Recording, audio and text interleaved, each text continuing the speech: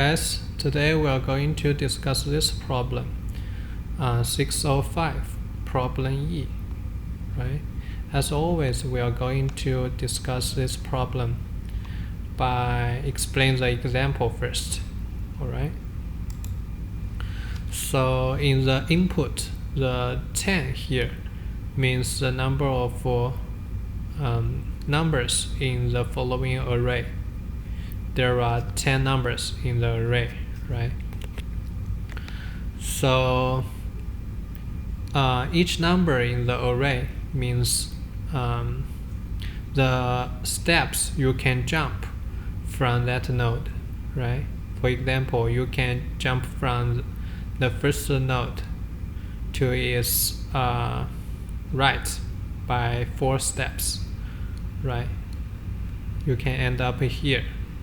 And 4 is an even number, 7 is an odd number, they're different. So you can make the jump by once and you can end up in a different kind of number. So you get a 1 here, right?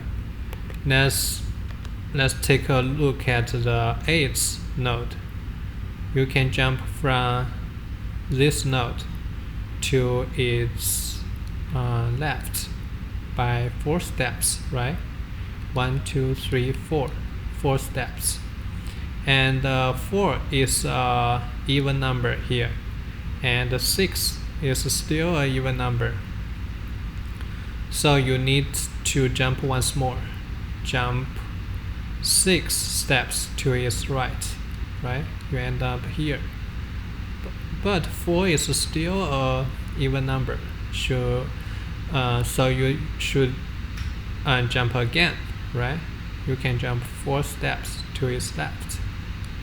1, 2, 3, 4 here, right? Finally, you get a 5. 5 is an odd number, right? So you get a number that is different from the starting point. So you can end here. So the total number of jumps is 1, 2, 3. So you output 3 here. So how to solve this problem?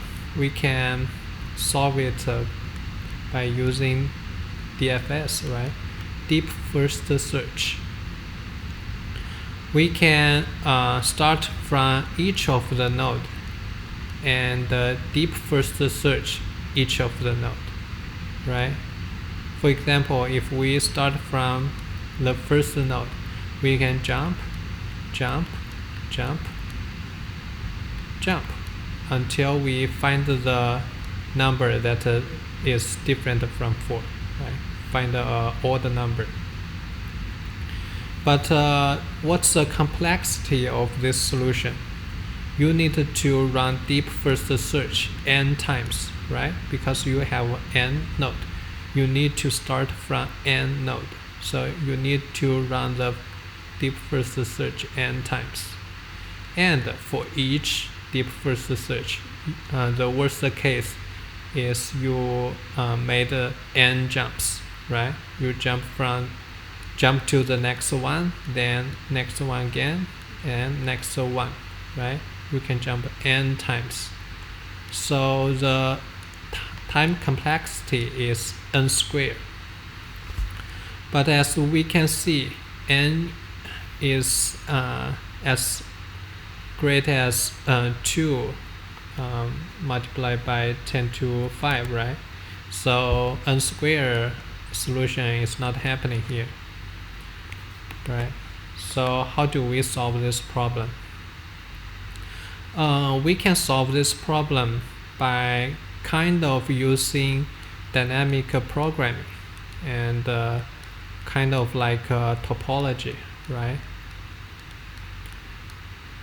So as we can see, you can let's take this 8th node as an example, right?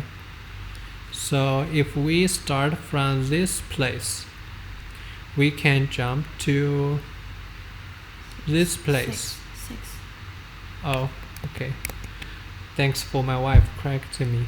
So we can jump from 4 to 6, right? And then jump to here. And then jump to here. So what we can get from this example is that the starting point of the valid answer is from 4. What do I mean by that is that you can make one jump to a different kind of node from 4. So if you are a even number and if you are a even number and if you can jump to 4, then your final answer is 1 plus 1, right? So any node in the array, if you can jump to 4, any even number in the array, if you can jump to 4, you can get an answer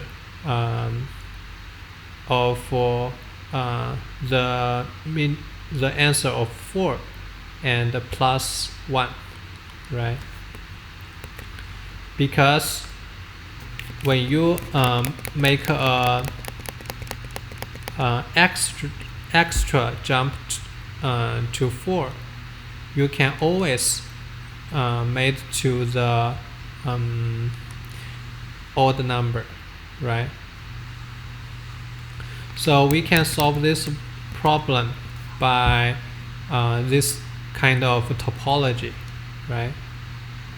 So the topology starts from the nodes that got a 1 as answer, right? Let's see what are the nodes got 1 as the answer. Let's see, 4, the first node, right? Because it can jump to an odd node. So this is a starting point.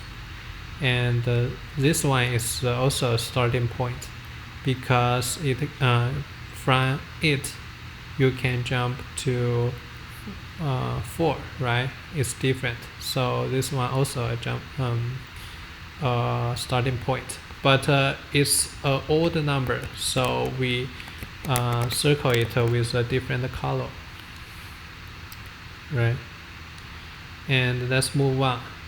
7, and you can jump to 4, right?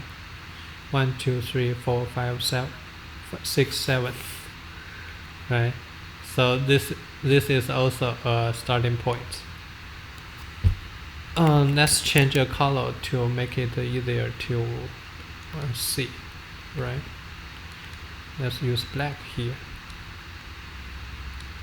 And 6, let's say can you jump to a odd number from 6? No, you can't, right?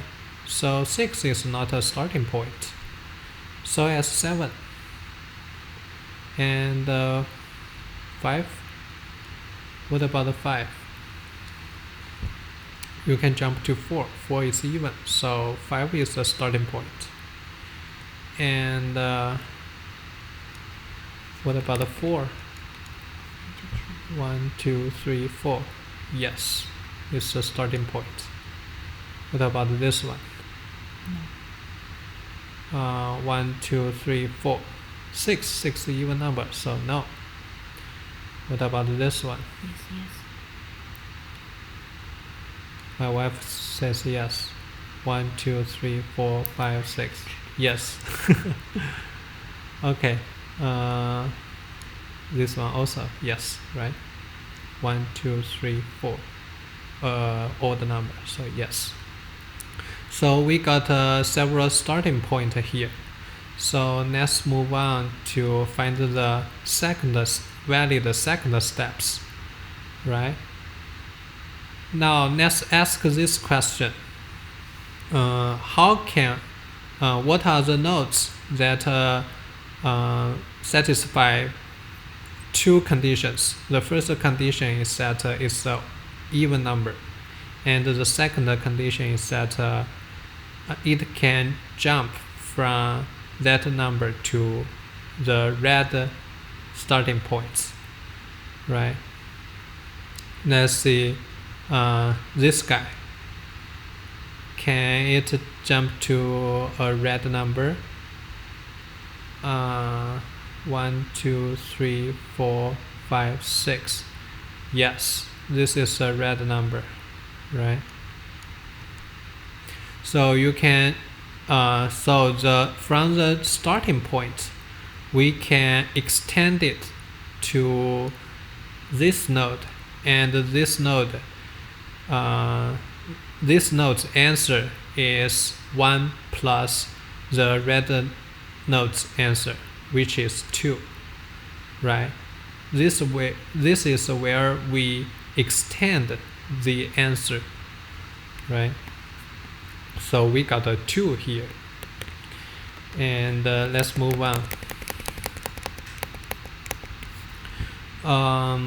What about 4? What about the 4?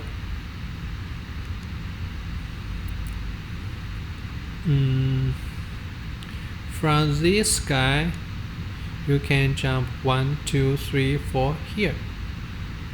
So it's not there yet. So we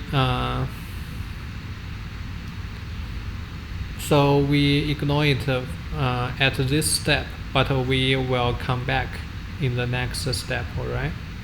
At this step, we only find those nodes that their answer is 2. All right. Can we find any more? No, the answer is no. So we can extend the green nodes, right? So we can extend this green node here, right? Because from this node, you can jump to this green node. So you can extend this answer to this node, right? Great. So we extend it to another node, which means the answer plus 1 again. So it's 3, right? So we solve this problem. We only need to travel each node by once, right? So the time complexity is O(n), right? It's like a combination of tricks, right? The first trick is dynamic programming, because you get the answers from previous answers, right? This is a basic feature of dynamic programming. And also topology. This is the way you solve a topology problem, right? So you extend your answers, right? You extend from the existing node to other nodes, right? That is topology solving tricks. And to solve the topology problem, you also need breadth first search, right? So at first you get the starting points, starting nodes, right? And then you push the newly found nodes into that queue. That's a typical way of breadth first search, right? So let's look at the code.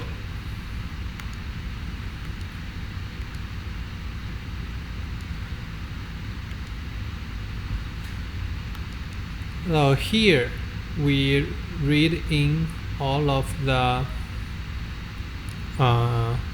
numbers, right? And then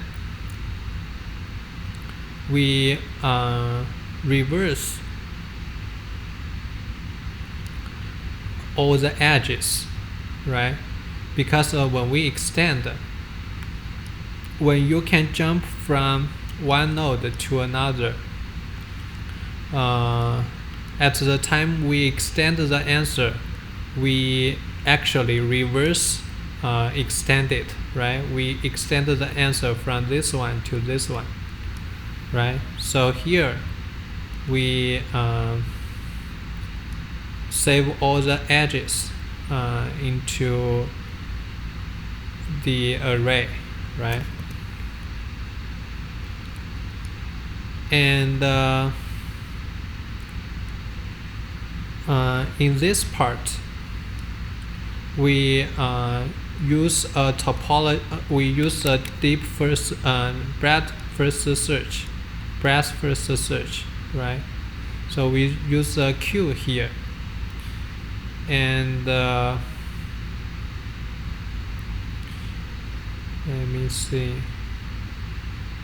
This is where we push all the first nodes into the queue, and then we extend each node to other nodes, right? Until we don't have anything in the queue, right? Then we output the answer. I guess that's it for today. Thank you for watching.